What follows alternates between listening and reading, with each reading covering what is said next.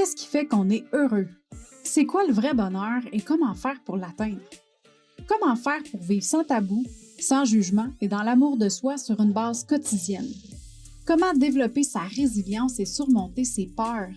Si tu te poses ces questions-là régulièrement et que tu as envie de savoir comment prendre le contrôle de ta vie, d'atteindre tes objectifs et d'être fier de toi à chaque jour, tu es à la bonne place. Je m'appelle Marie-Ève Lamère, je suis la fondatrice du Mouvement des Heureuses et du podcast Le Bonheur sans Bullshit. Puis à chaque épisode, je te partage mes expériences de vie, mes trucs, mes opinions qui m'ont permis d'atteindre mon potentiel bonheur et je reçois des invités inspirants qui ont eux aussi une histoire à te partager pour t'aider à atteindre ton bonheur sans bullshit.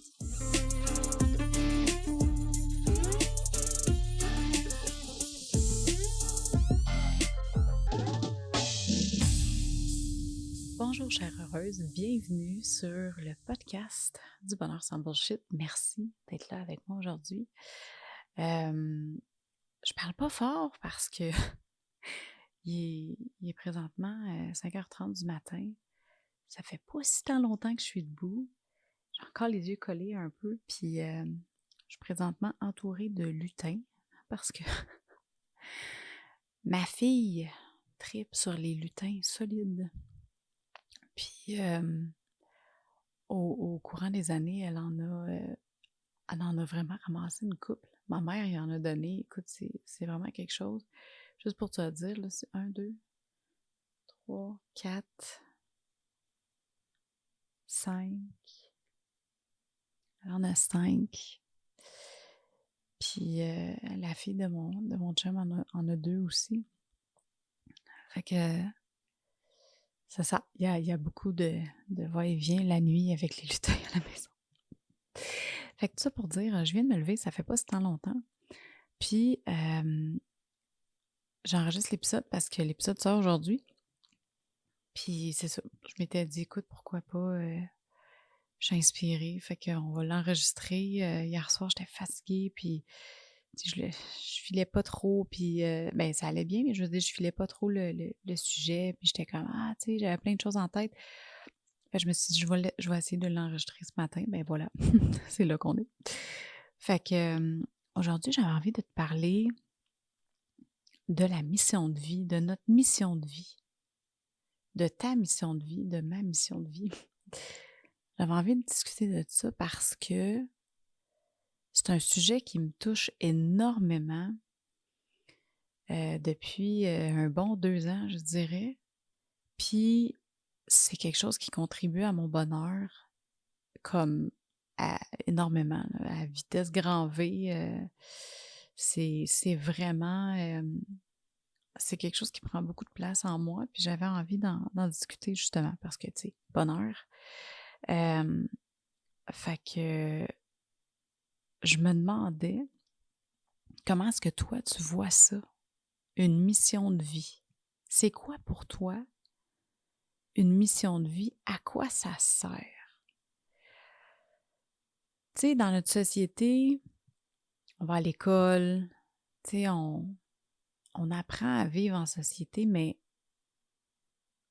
je pense pas qu'on apprenne vraiment, ben pas je pense pas, on n'apprend pas du tout tout au long de notre jeunesse dans le système d'éducation, c'est quoi une mission de vie? On apprend comment trouver peut-être notre métier, qu'est-ce qu'on a envie de faire professionnellement et même encore. C'est pas rare là, que quelqu'un va changer de domaine d'activité professionnelle 6-7 fois dans sa vie. Là. Fait que tu sais, je trouve ça dommage qu'on n'apprenne pas ce genre de choses-là à l'école. Tu sais, je me rends compte à quel point, tu sais, depuis 2 ans, je suis un petit peu plus ouverte au niveau, tu sais, me centrer avec moi-même, tu sais, vraiment dans la connexion, dans la connaissance de soi. Puis on n'apprend pas ça à l'école, tu sais. Puis je pense que ça pourrait être un bel ajout. Parce que, tu sais, de vivre notre vie de métro, boulot, dodo, routine, tu sais, enfant, puis tout ça, famille, mais on reste centré beaucoup sur le faire et non sur le être et sur la signification des choses qu'on va faire. Tu sais, quand on passe la soirée à regarder la TV, c'est correct, là. Mais ça nous amène pas, ça contribue pas à notre évolution, ça contribue pas à notre bonheur. Puis, ça fait en sorte que je trouve qu'on on passe à côté de quelque chose qui est extraordinaire, tu sais. Puis pour en revenir à la question, c'est quoi une mission de vie? Tu sais, il y en a qui vont voir ça comme un chemin qui est prédestiné, que dans ta vie, tu sais, ils doivent faire telle ou telle chose, ils doivent être telle ou telle chose parce que ça a été prédéfini. Il y en a d'autres qui vont se dire, ben non, ma mission de vie, c'est moi qui l'ai choisie. C'est moi qui choisis où est-ce que je m'en vais avec ça, qu'est-ce que j'ai envie d'accomplir, qu'est-ce que j'ai envie de léguer quand je vais être partie, tu sais. Puis, moi, je pense que c'est un mix des deux. Je vois ça un peu comme un hybride de me dire, je pense qu'il y a une certaine partie, peut-être qui est prédéfinie selon, puis là, ça va vraiment selon les croyances, personnelles, mais si on évolue à chaque vie qu'on a, ben je me dis que peut-être que justement, quand on a quelque chose de nouveau à venir chercher dans une vie, à venir apprendre, ben ça va être en lien pas mal avec notre mission de vie, tu sais. Encore là, on parle de croyances très personnelles, mais c'est un peu comme ça que je le perçois. Puis tu sais, ça revient à se poser la question, pourquoi est-ce qu'on est là? Qu'est-ce qu'on veut faire avec notre vie? Tu sais, puis je pense que le côté choix vient justement là. J'ai fait faire ma carte du ciel il n'y a pas tellement longtemps avec Geneviève Bellemare. Je l'ai déjà reçue sur le podcast. Si tu n'as pas écouté l'épisode, tu peux aller l'écouter au marievelamer.com/042. Puis, d'ailleurs, je vais la recevoir sur le podcast dans la saison numéro 4. Je suis rendue loin, on est hors série saison 2, mais bref, après le défi avec la contrainte créative de janvier, là, en février, en fait, là, je vais recevoir Geneviève, puis elle va venir nous parler justement de la carte de ciel qu'elle m'a faite, puis tu vas voir, c'est hyper intéressant. Puis là, si t'entends des bruits de chats qui grattent, là, je m'excuse parce que je suis dans le salon présentement. Puis mes chats sont vraiment intenses à cette heure-là le matin. Tout le reste de la journée, ils dorment, là, mais le matin à 5 heures, là, ils sont comme super énervés, super hectiques. Bref.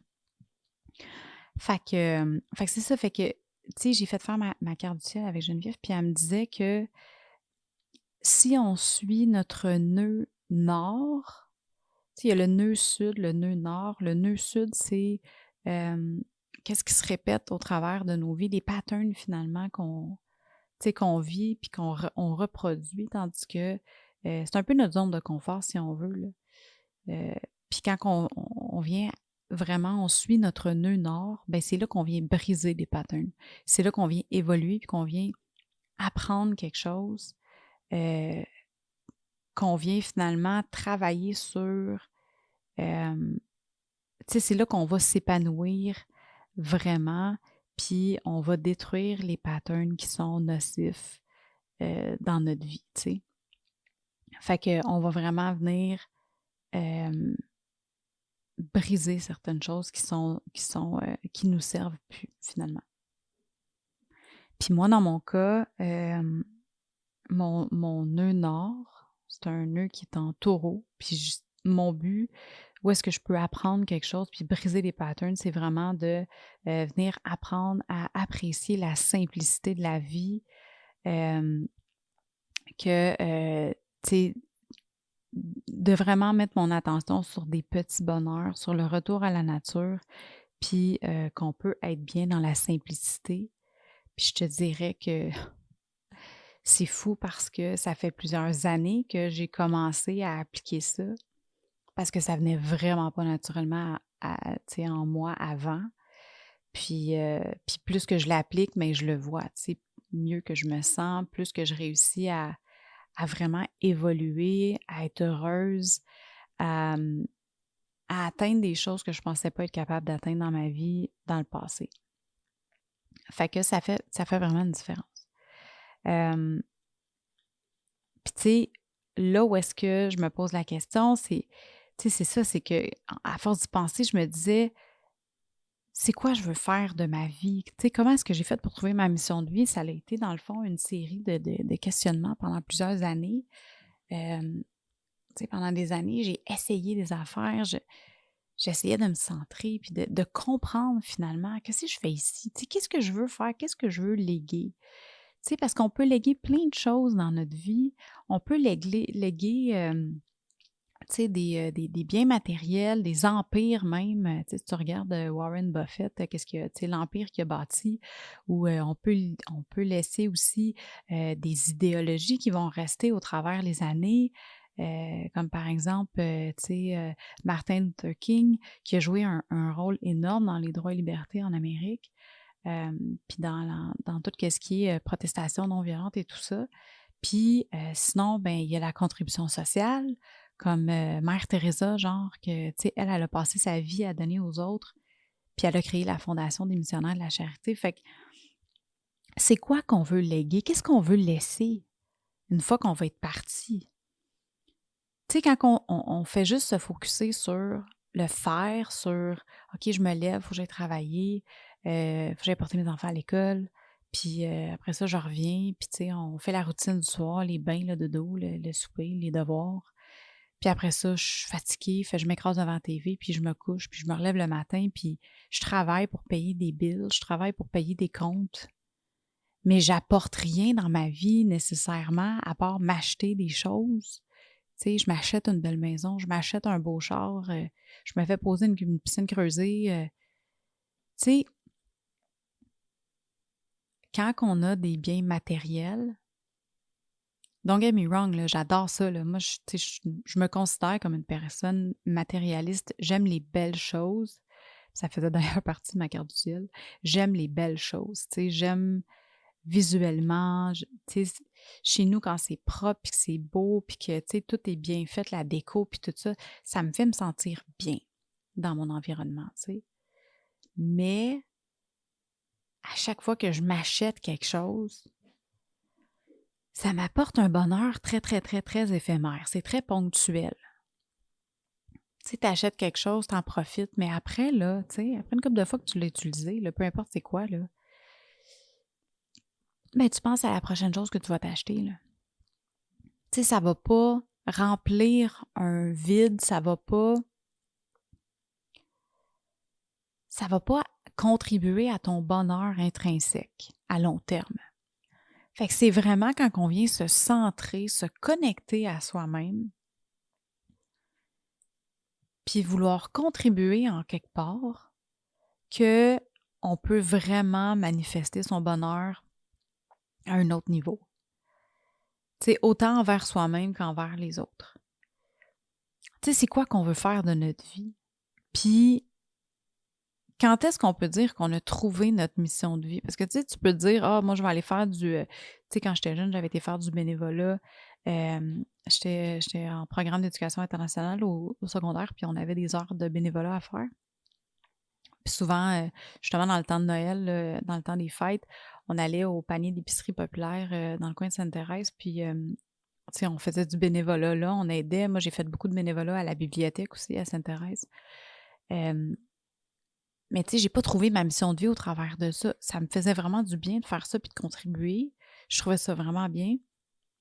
Mais c'est vraiment plus tard que j'ai trouvé qu'est-ce que je voulais faire de ma vie, tu sais.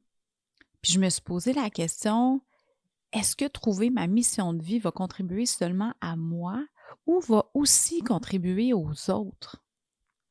Puis quand tu trouves ta mission de vie, parce que je pense que je peux dire que j'ai trouvé la mienne, je peux pas dire qu'elle va toujours rester la même.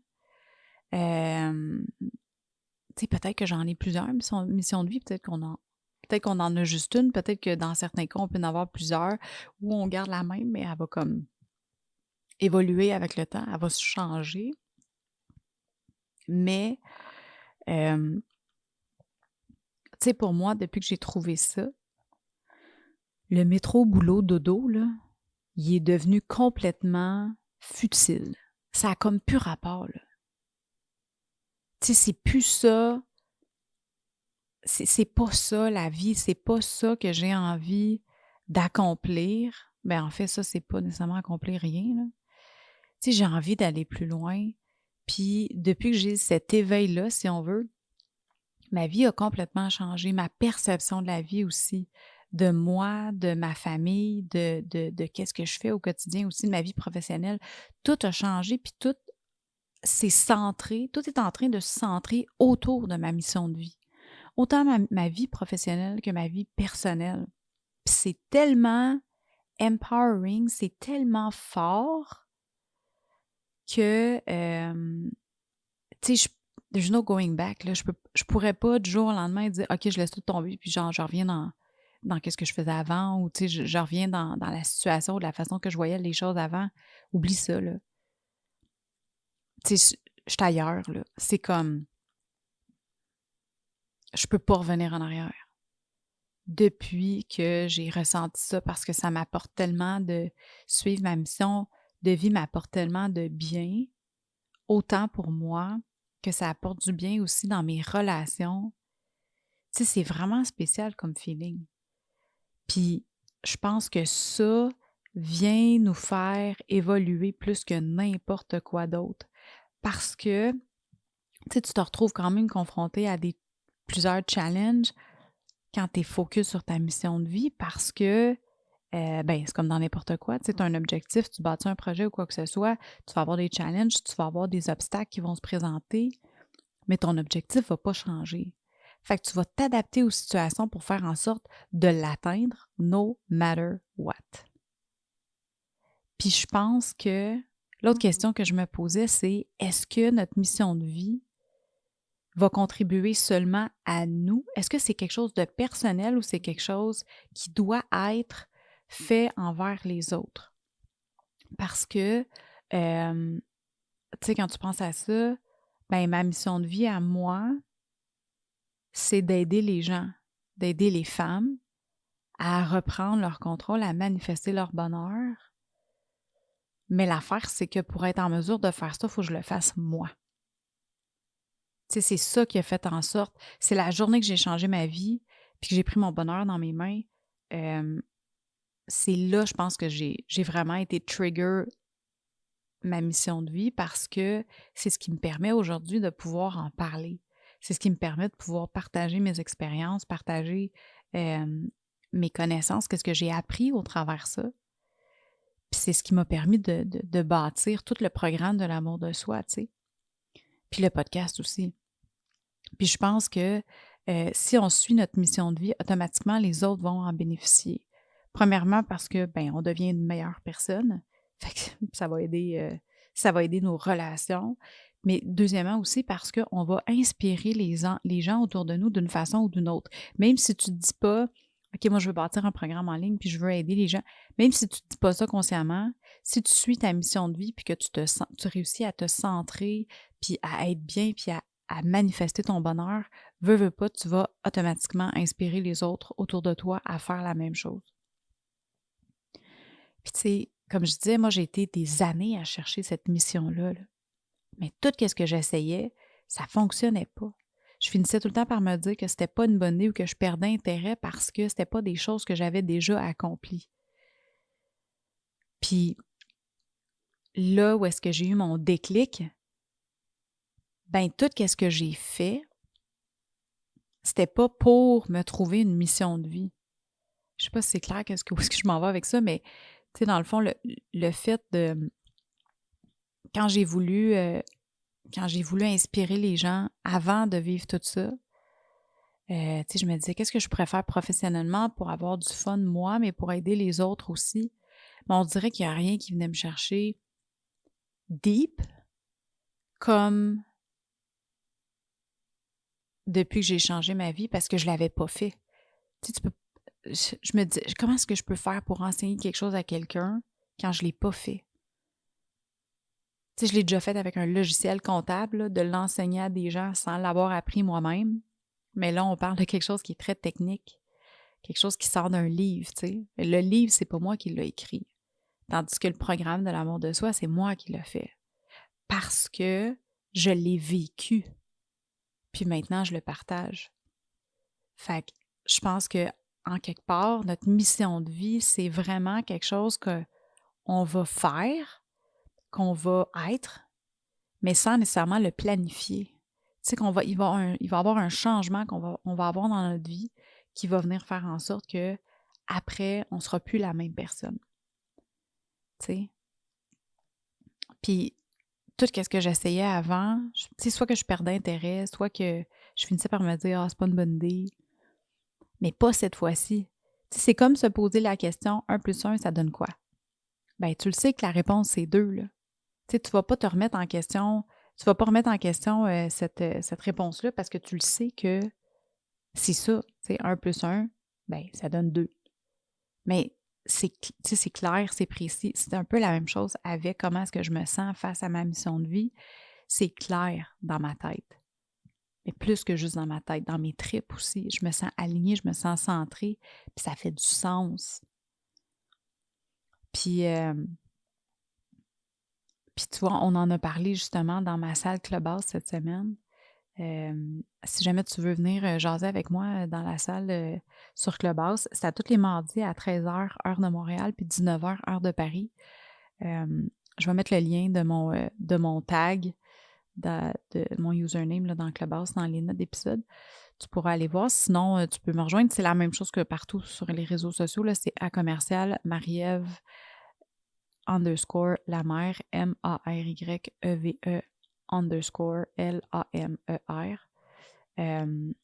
Puis on en a parlé cette semaine justement de ça. Le titre de ma salle, c'était « Est-ce que tu incarnes ta mission de vie? » Puis j'ai eu plein de témoignages de personnes qui, tu sais, on a jasé de ça, on a discuté de ça, puis il y a quelqu'un qui disait, tu sais, il ne faut pas que tu restes pris dans, je pense que c'est Santiari qui disait ça, elle disait, faut pas que tu restes pris dans le passé, faut pas que tu restes pris dans le futur non plus, faut pas que tu aies peur de qu'est-ce que le futur peut t'apporter, tu sais, vis dans le moment présent, puis ça va se faire tout seul. Puis moi, c'est un peu ça que j'ai vécu, tu sais. Quand j'ai changé ma vie, je me suis pas dit « Ah tiens, je vais faire ça pour plus tard, peut-être que ça va me servir en quelque part. » Non, c'était comme « Là, j'ai besoin de ça maintenant. » Tu sais, puis c'est ce que mon instinct, c'est ce que mon intuition me dit de faire pour être heureuse, puis il faut que je le fasse. Fait que c'est exactement ça qui s'est passé, tu sais. Puis c'est ce que j'ai fait. Fait que